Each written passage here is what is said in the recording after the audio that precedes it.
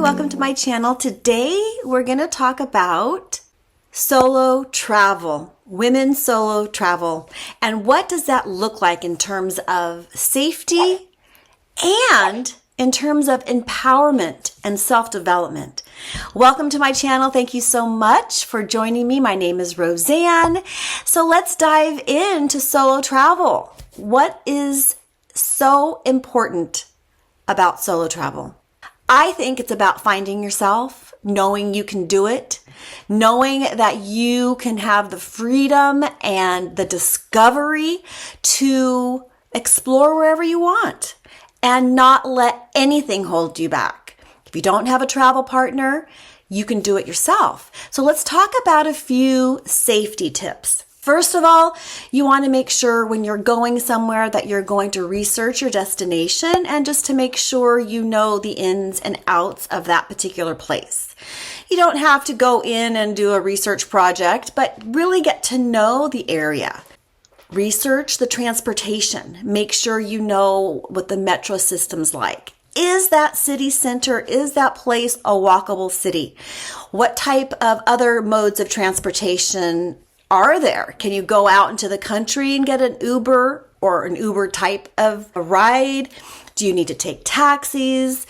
Where are the taxi stands? Things like that, just to kind of get a flavor of the area. You want to make sure you're using a reputable transportation service and get to know what type of city it is.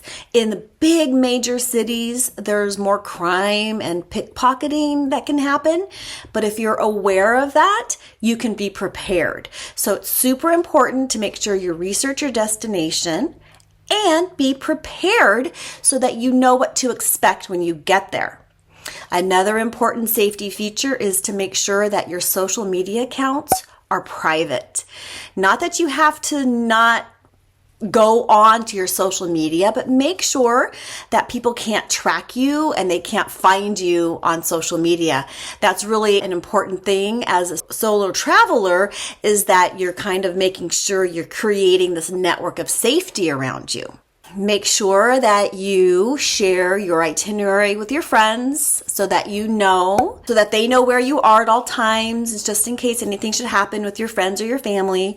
Also, you should register with the state.gov, travel.state.gov website so that you can get notified if anything should happen in the city that you're traveling in or the country that you're traveling in. It's really nice to register through that system so that you can make sure that you get any notifications of anything that might be going on in that region. When you're going somewhere, you also want to make sure that you choose safe accommodations. You need to make sure you feel safe and you feel comfortable in the accommodations that you choose.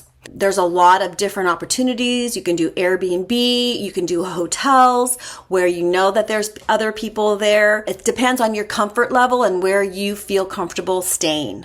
Always be aware of your situation and your surroundings. Try not to carry too much cash with you. Most everywhere takes credit cards. Make sure that you keep your belongings close. If you're traveling, make sure that if you're walking around the city that your wallet's in front of you, or your purse or your crossbody bag is in front of you, so you're not having anything dangling. If you have a backpack, make sure it has those locks. I know Travel On backpack that I have these little locks, and those work really great. Make sure that you are aware of security. I know we always feel like we're safe and we always feel like, well, at least I do, feel like nothing can happen to us, but we need to just make sure that we take precautionary measures so that we can make sure that we're safe. And in terms of being safe, one thing is not getting lost. So whenever you can, you want to download a map of the area. I know on Apple Maps, and I'm sure on Google Maps, you can download the area of where you're going, so you don't need internet or Wi-Fi or anything to download that map. And of course, you want to make sure that you have a really reliable phone system. So when you're traveling by yourself, you want to make sure that you have an international phone plan so that you can use the phone and that you have access to data. It's still a good idea to download your map in case you end up being in an area that doesn't have good service. But you need to make sure that you take care of your phone plan, that you have it so that you can always use your phone if you need to. And when you're traveling, you want to make sure that you fit into the culture in terms of what you're wearing.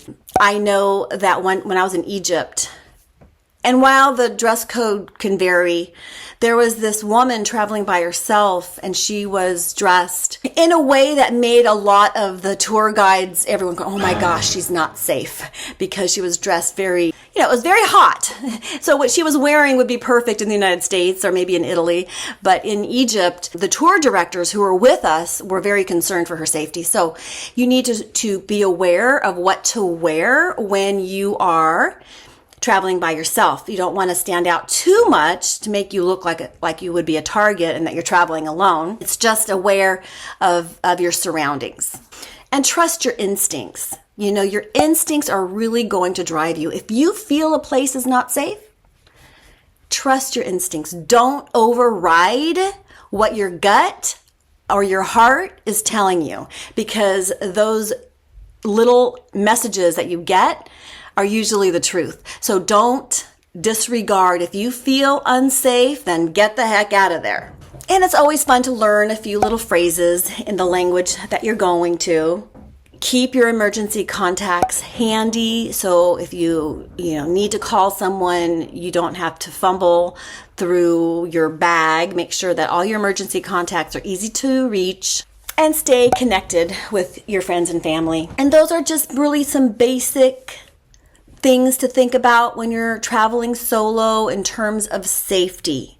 Reputable places to stay, reputable transportation, get a lay of the land, keep your belongings safe, be aware, keep yourself open to seeing what's around you, and don't take anything for granted.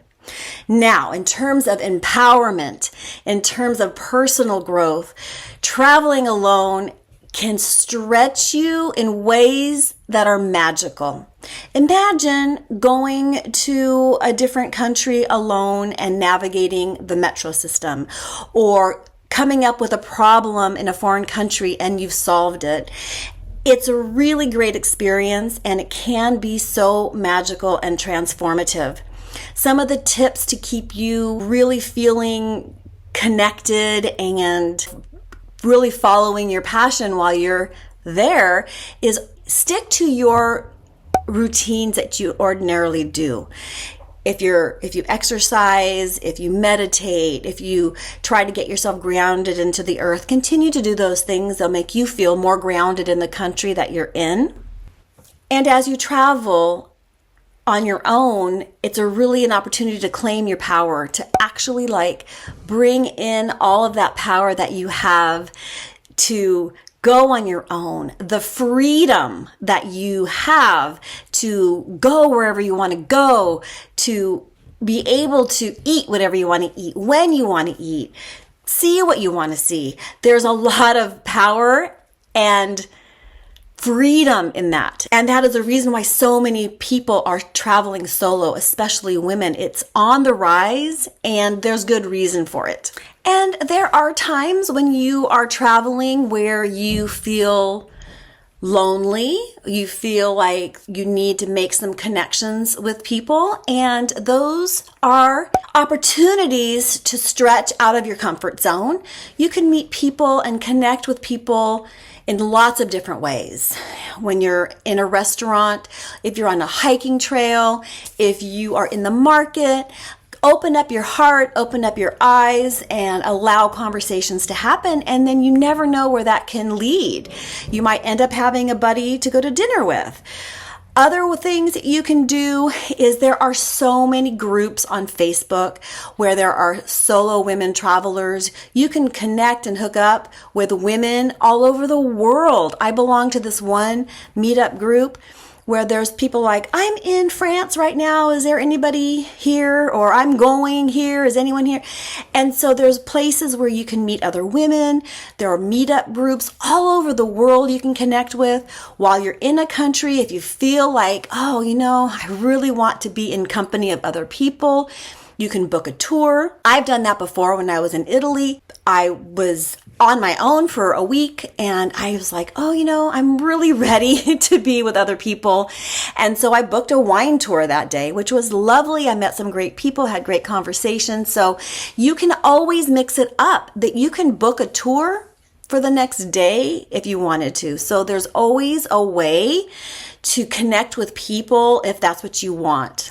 And also, there are a lot of reputable tour operator companies that are now specializing in solo women travel. You'll get a group of women together and you'll go on a trip together. And a lot of these tour companies, they'll have an itinerary, and a lot of the times they'll have other activities that you can choose from.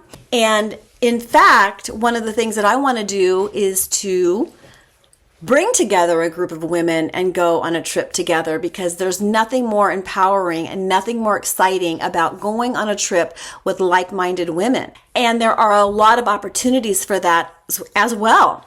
In fact, I'm going on a tour to the Northern Lights with a group of people. I don't think it's all women, but there are opportunities where you can get on these small group tours and really have a great experience. And then you don't have to be alone, but you don't also need to have a partner. You can go and experience this with another group of people who are going to the same experience as you, which means they're like-minded and you might have some things in common with them, which will make the trip more exciting. So as you embark, or when you embark on a solo travel, know you're going to learn new skills. You're going to be confronted with challenges that you're going to be able to handle and figure out how to handle. You're going to be opening yourself up. You'll be immersing yourself in different cultures, which really expands your horizons for your life.